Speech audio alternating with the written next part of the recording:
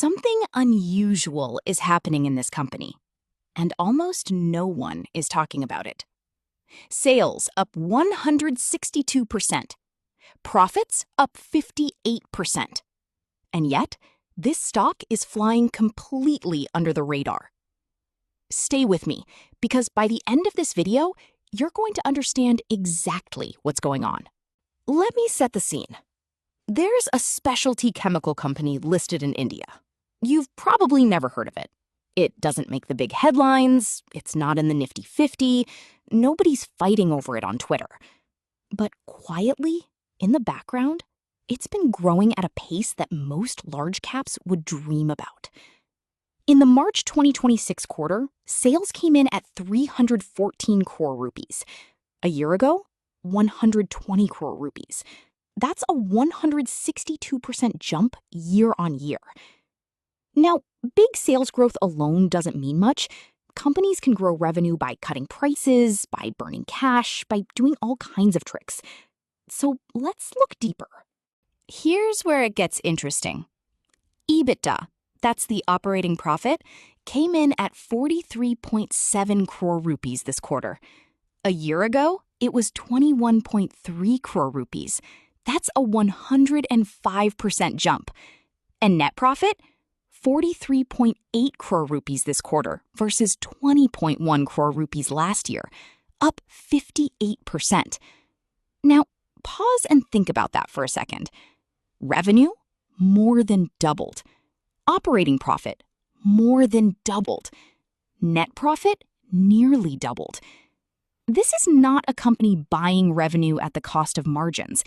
This is a company scaling efficiently. That's the kind of growth pattern that usually catches institutional eyes. Eventually. The key word there is eventually. Right now, most people haven't noticed.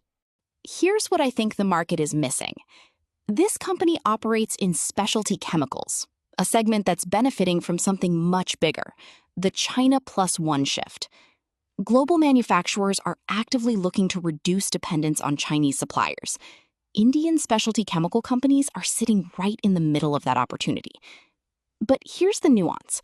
Not all specialty chem companies are equal. Some are commodity players, margins thin, competition brutal. This one is different. It focuses on functional chemicals, the kind that go into textile processing, construction chemicals, water treatment. These are high-value, application-specific products. Clients don't switch vendors easily, because switching means retesting, reformulating, requalifying. That's sticky revenue. That's a moat, even if it's a small one.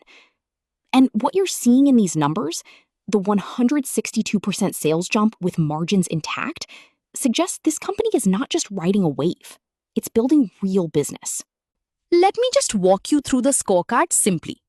Sales. March 2025, rupees 120 crore. December 2025, rupees 184 crore. March 2026, rupees 314 crore.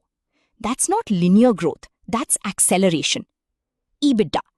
March 2025, rupees 21.3 crore. March 2026, rupees 43.7 crore. More than doubled, margins holding. Net profit. March 2025, rupees 20.1 crore. March 2026, rupees 43.8 crore. Up 58%. Solid. EPS, earnings per share. March 2025, rupees 0.17. March 2026, rupees 0.27. Up 59%. Now, here's the honest context. The absolute numbers are still small. This is a small cap company.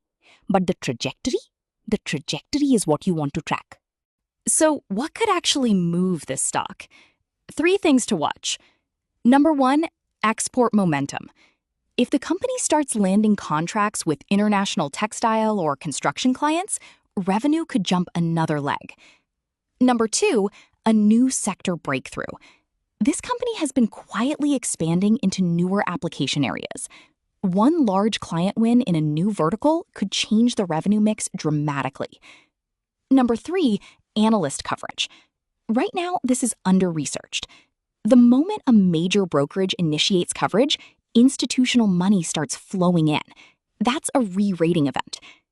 Any one of these three, and this stock could move fast.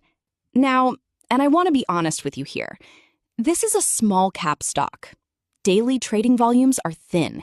If sentiment turns, the exit door gets narrow fast. Specialty chemicals is also a raw material sensitive business.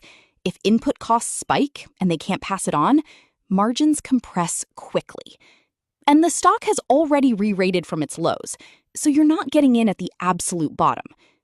Understand the risk. Size your position accordingly.